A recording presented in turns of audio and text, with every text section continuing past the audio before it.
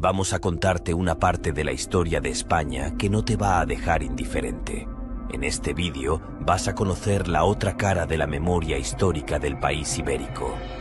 Conocerás cómo la República Española se convirtió en uno de los periodos más violentos y caóticos de la historia, con la Iglesia siendo blanco de una de las persecuciones más intensas de su historia reciente en un país partido literalmente en dos. Conocerás también el trágico y desconocido suceso que ocurrió en una pequeña cabalgata de los Reyes Magos. Hubo una época en España, y más concretamente en Cataluña, en la que la Navidad estuvo prohibida.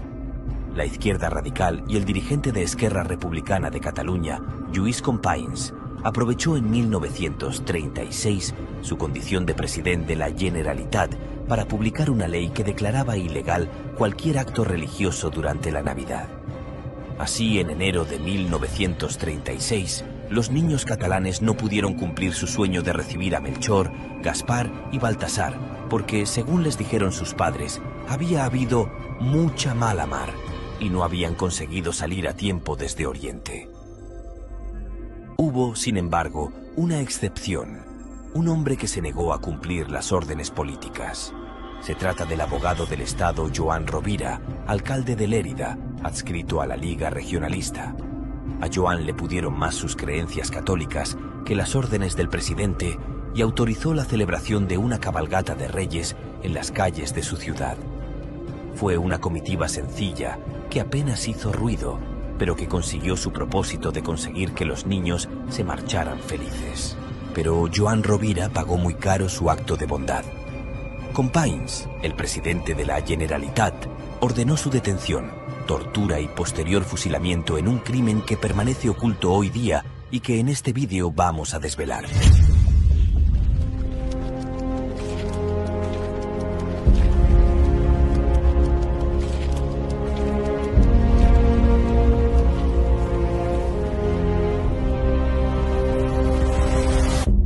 ...1930... España atravesaba una etapa de intensa agitación política y social. La proclamación de la Segunda República, el 14 de abril de 1931, trajo consigo esperanzas de modernización y reformas, pero también desencadenó profundas divisiones en la sociedad española. Este nuevo régimen republicano se propuso implementar una serie de reformas políticas, sociales y económicas destinadas a modernizar el país. Sin embargo, estas iniciativas encontraron resistencia en sectores conservadores y en instituciones tradicionales como la Iglesia Católica.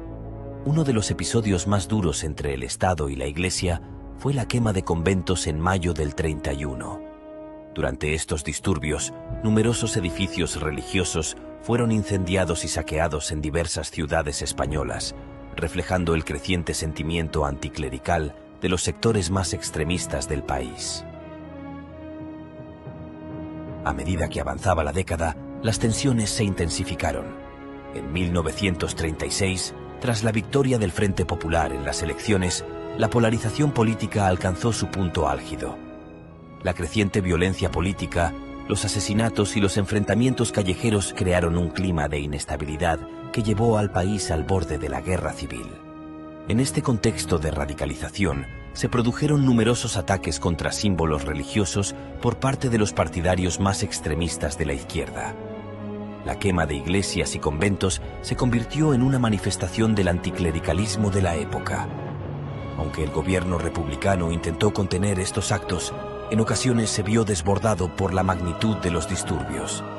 En esta fotografía se puede observar el fusilamiento del monumento al Sagrado Corazón de Jesús en el Cerro de los Ángeles por un grupo de partidarios del bando republicano. 5 hombres que protegían el monumento fueron fusilados y posteriormente el monumento fue volado con dinamita. La imagen se publicó originalmente en el Daily Mail con un pie de foto que rezaba «Guerra de los rojos españoles contra la religión». En el invierno de 1936, Lluís Companys, líder de Esquerra Republicana y presidente de la Generalitat de Cataluña, emitió una ley que ilegalizaba todas las celebraciones navideñas de carácter religioso. Esto incluía desde la tradicional Misa del Gallo hasta la emblemática cabalgata de los Reyes Magos. Aquel año, los niños catalanes se vieron privados de la magia de recibir a los Reyes Magos de Oriente. No obstante, hubo una valiente excepción a esta norma. Joan Rovira Roure, abogado del Estado y alcalde de Lérida, decidió desobedecer la prohibición. Afiliado a la Liga Regionalista, Joan Rovira, movido por sus firmes creencias católicas, autorizó la celebración de una cabalgata de reyes en su ciudad. Aunque fue una comitiva modesta y discreta, logró el objetivo de llenar de ilusión y felicidad los corazones de los pequeños, quienes fueron a la cama aquella noche con la emoción intacta. Companys, al que se rinde homenaje cada 15 de octubre en Cataluña, esperó su oportunidad para vengarse y el 18 de agosto, un mes después de que estallara la guerra civil, ordenó la detención del alcalde insurrecto, al que torturaron en la cárcel de Lérida antes de condenarle a muerte en un juicio sumarísimo que se celebró el 27 de agosto y en el que se le negó cualquier posibilidad de defensa. Esa misma noche le trasladaron al cementerio y le fusilaron antes de enterrarle en la fosa común, a donde le arrojaron. Sin embargo, en la actualidad se ha ocultado la figura de un mártir como Joan Rovira y de cientos de asesinados por el bando republicano. Por supuesto, tampoco está reconocido por la Ley de Memoria Histórica, que solo dignifica a las víctimas de uno de los bandos. Entre las persecuciones de los grupos comunistas y anarquistas, en las que fueron atrapados monárquicos, republicanos de derechas, burgueses o cualquier otro enemigo de clase, se vieron perseguidos también los clérigos y aquellas personas que habían tenido cercanía con la Iglesia. Entre el 18 de julio del 36, cuando comenzó la Guerra Civil, y el mes de septiembre, se asesinaron a más de 2.800 religiosos en fusilamientos multitudinarios por toda la geografía española bajo control republicano.